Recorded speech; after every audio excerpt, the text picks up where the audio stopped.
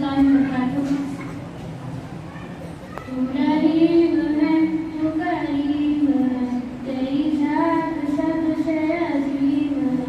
تو رحیم ہے تو کریم ہے تیری ذات سب سے عظیم ہے. تو کرم بھی کر میرے حال پہ ہے جو مشکلیں سب ڈال دے. تیرے در پہ ہوں آج میں کھڑا تو سن لے تو میری دعا. اللہم صلی علی محمد وعلیہ. اللہم صلی علی محمد وعلیہ. تیرے در پہ سر کو جھکا دیا جو کبھی ملا نہ وہ پا لیا. مجھے اپنا بندہ خاص کر مجھے روبرو مجھے پاس کر. ہر ایک نشاں میری ذات کر بڑھتا رہے بس یہ دعا.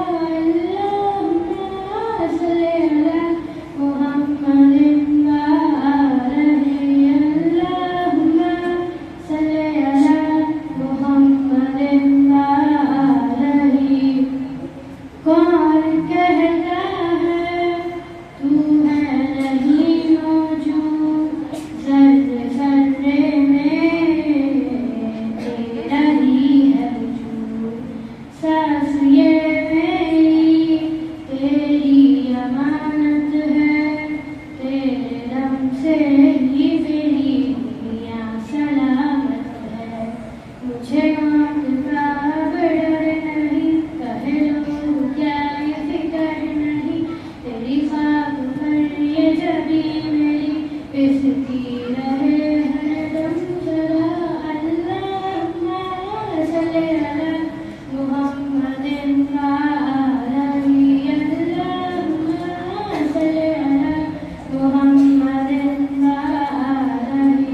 اللہم صلی علی محمد وعلیہ. اللہم صلی علی محمد وعلیہ.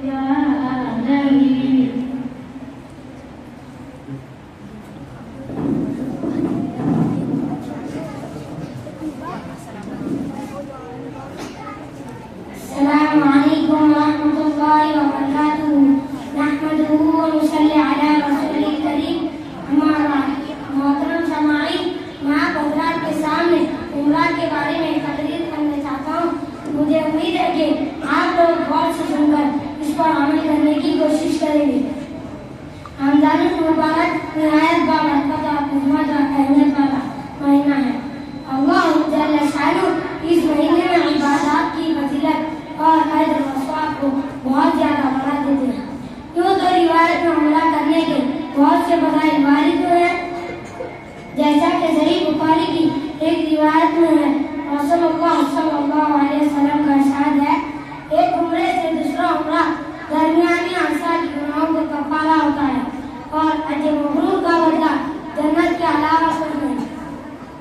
ایک روایت میں آپ صلی اللہ علیہ وسلم نے ارشاد فرمایا پے در پے حج اور عمرہ کیا کرو اس لیے کہ یہ دونوں اپنے کامات فقر و فاقہ اور گناہوں کو اس طرح مٹا دیتے ہیں جیسے مٹی لوہے اور سونا چاندی کے کوٹ کو ختم کر دیتی ہے. حدیث شریفہ میں اس مہینے میں عمرہ ادا کرنے کے بہت سے فضائل وارد ہیں.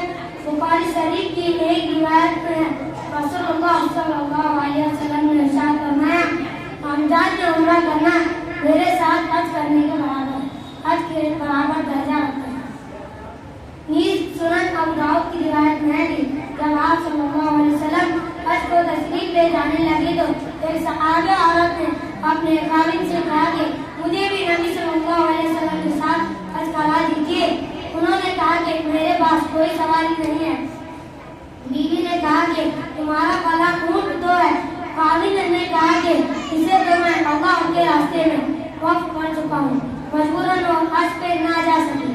جب آپ صلی اللہ علیہ وسلم حج سے فراغت پا کر تشریف لے آئے تو شوہر نے آپ صلی اللہ علیہ وسلم سے حج کیا تو حضور صلی اللہ علیہ وسلم نے ارشاد فرمایا حج بھی اللہ ہی کا راستہ رہا.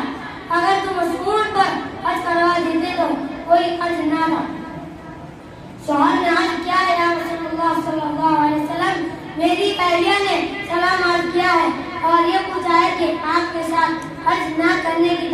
کیا ہوں.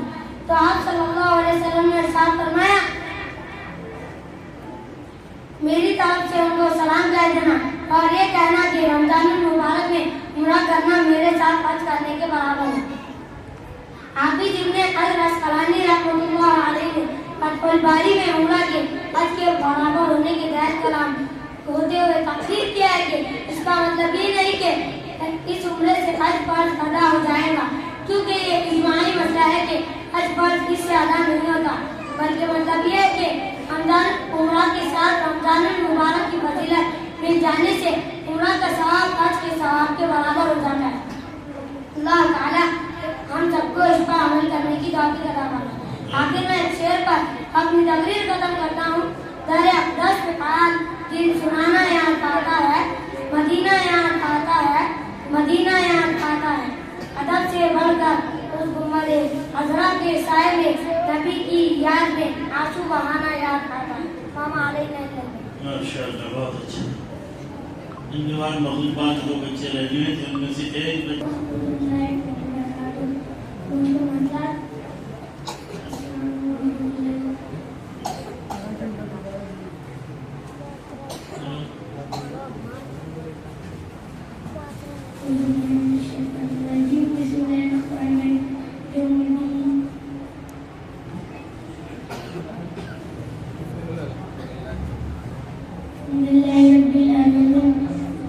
الرحمن الرحيم مالك يوم الدين إياك نعبد وإياك نستعين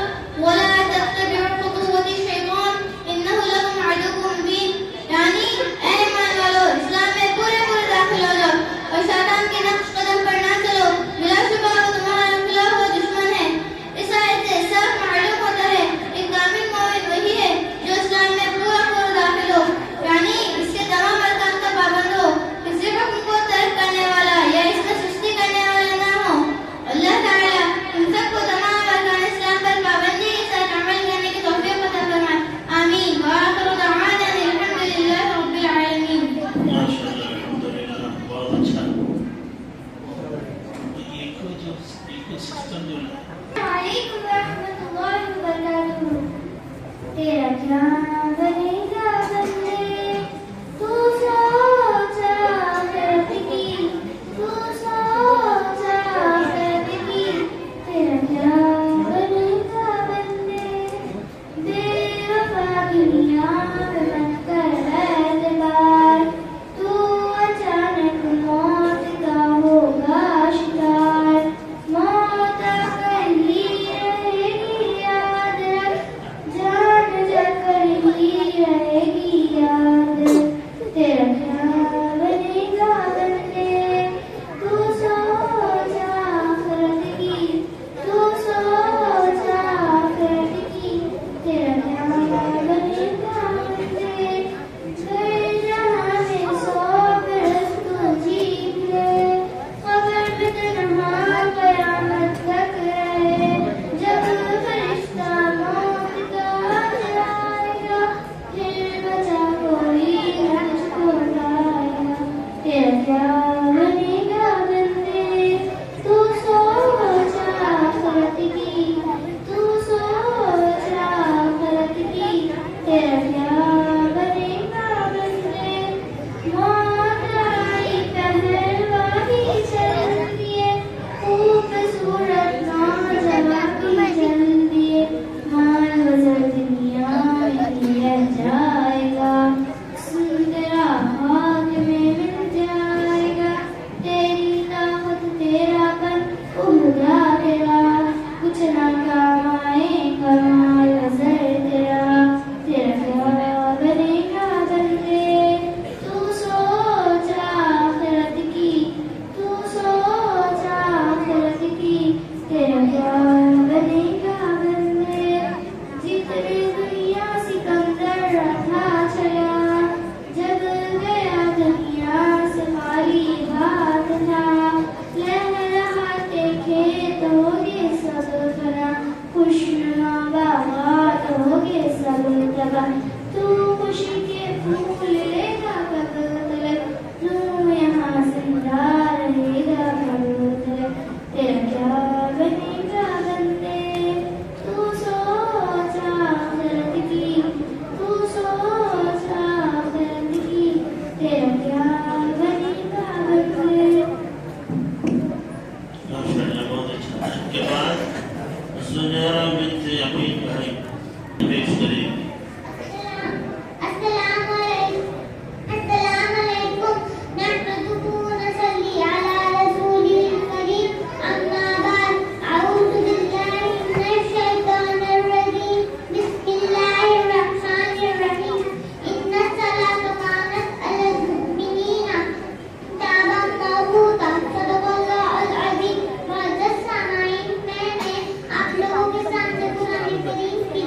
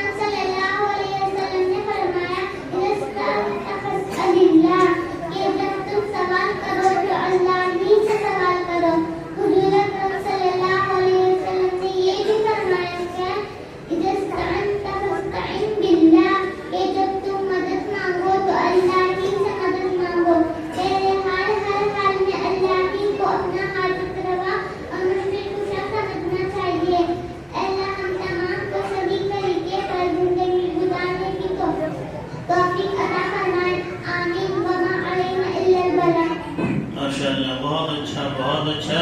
اللہ تعالیٰ اس بچی کے علم میں عمل میں برکت عطا فرمائے. اس بچی کو انعام کے طور پر یہ ایک بیگ اور ایک پین اور یہ 50 روپے انعام دیے جا رہے ہیں. اور یہ بچی آپ دیکھیں اتنی چھوٹی سی بچی اس کو 30واں پارہ مکمل زبانی یاد ہے. الحمدللہ اس کے لیے دعا فرمائے کرنا. السلام علیکم ورحمۃ اللہ وبرکاتہ.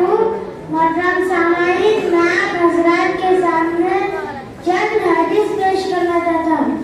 حدیث نمبر 1، اِنَّمَا الْأَعْمَالُ بِالنِّيَّاتِ، ترجمہ لا نیت سے. حدیث نمبر 2، لا يرحم اللہ من لا يرحم الناس، ترجمہ اللہ تعالیٰ اس شخص پر رحم نہیں کرتا جو شخص لوگوں پر رحم نہ کرے. حدیث نمبر 3، لا يدخل الجنة قطاط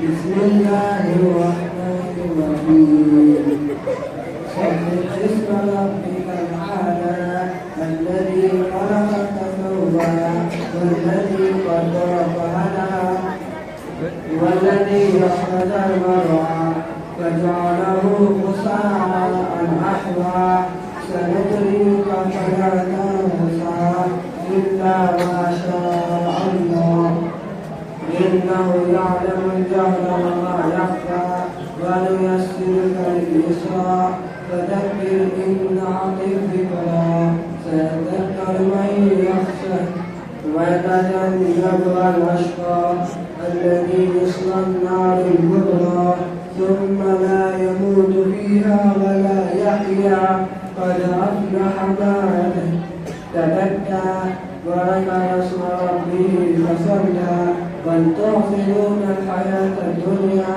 والآخرة خير وأبقى إن هذا لفي الصحف الأولى صحف إبراهيم وموسى صدق الله العظيم. अस्सलामु अलैकुम वरहमतुल्लाहि वबरकातुहू। जिसको मेरे मुस्तफा से प्यार हो गया, बाग़े जन्नत का वो हक़दार हो गया। जिसको मेरे मुस्तफा से प्यार हो गया, बाग़े जन्नत का वो हक़दार हो गया। दिल की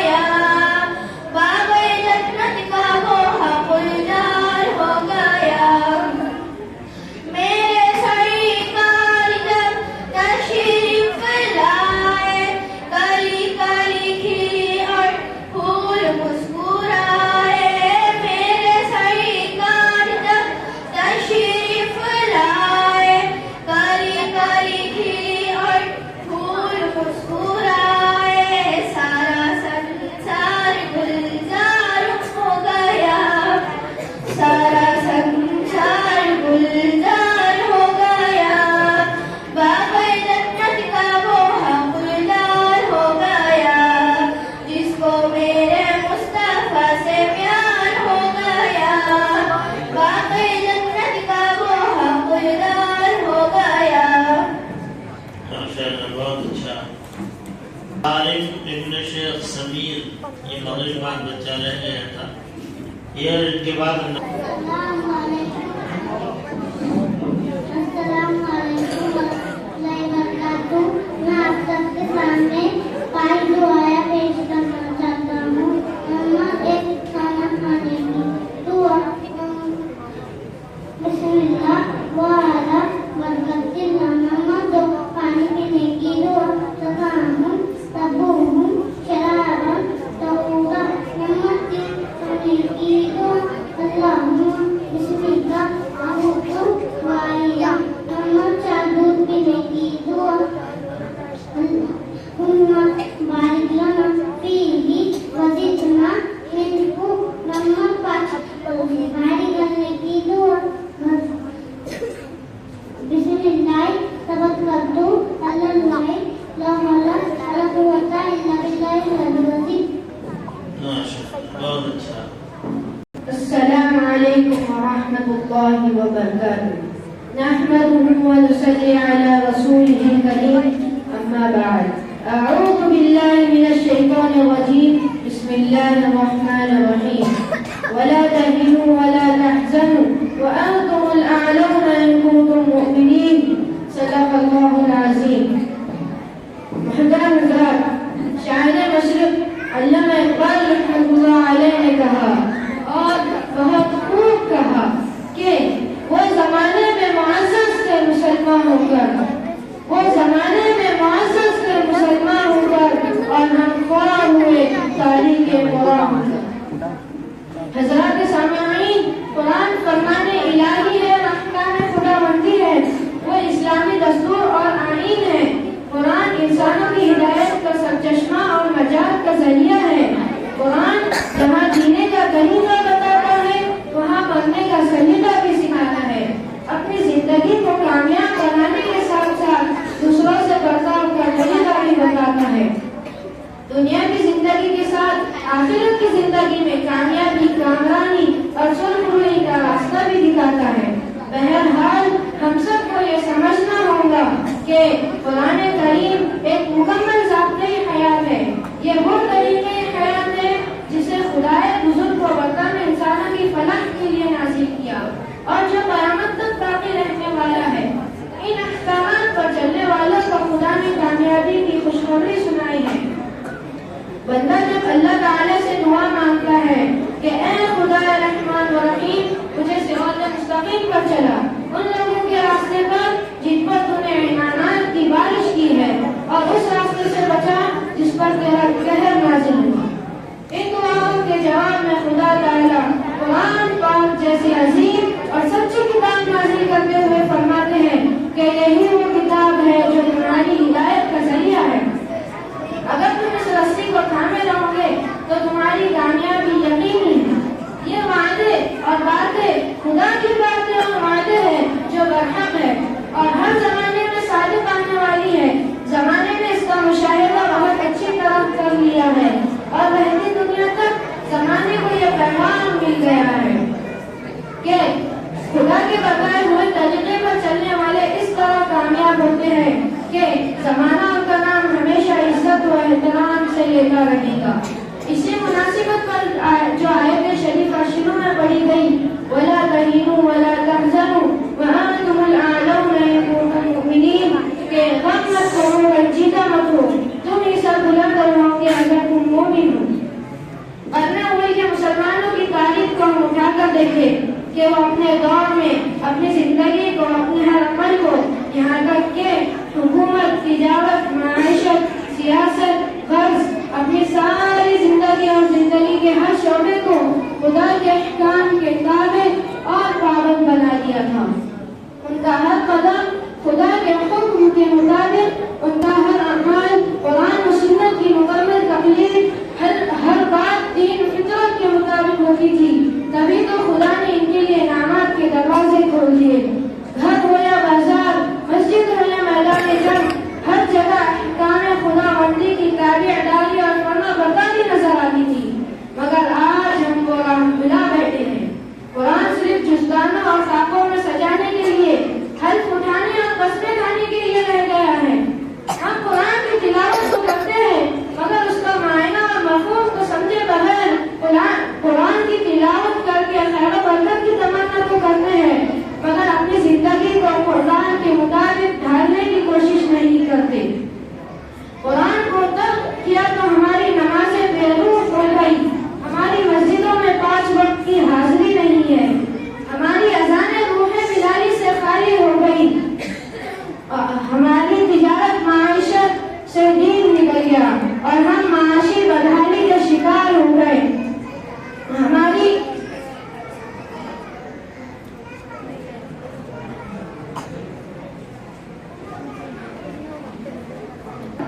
ایمانی اور روحانی طور پر کنگال ہو گئے.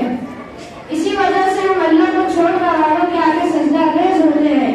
جب ہم اپنے ماضی پر نظر دوڑائیں تو سمجھ میں آئے گا کہ ہمارے بزرگوں کو ایمان و یقین کی دولت ملی. اس کے بعد انہوں نے خدا واحد کے سوا تمام باطل خدا سے منہ پھیر لیا. وہ باطل سے ٹکرائے, طوفانی دریاؤں میں اپنے گھوڑے ڈال دیے. کسی شاعر نے کہا کہ دست تو دست دریا بھی نہ چھوڑے ہم نے, دست تو دست دریا بھی نہ چھوڑے ہم نے, پہلے ظلمات میں دوڑا دیے گھوڑے ہم نے.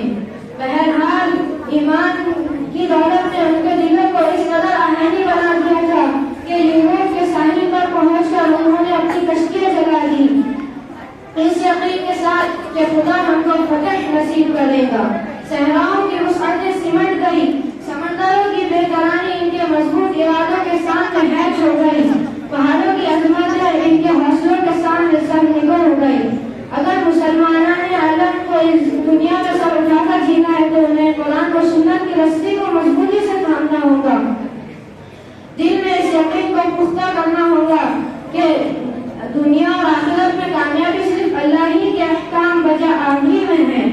اگر ہم تمام مسلمانوں نے عالم کی زندگی میں مکمل طور پر دین آ جائے اور ہماری ساری زندگی اسلامی طریقے پر گزرے تو پھر ہم بھی اپنے اسلام کی طرح اس دنیا کے اندر بھی اور آخرت کے اندر بھی ہم کامیابی سے کنار ہوں گے. ہماری تجارت, معاشت, روزمرہ کی زندگی اگر دیانت داری اور ایمانداری کے ساتھ ہوگی تو پھر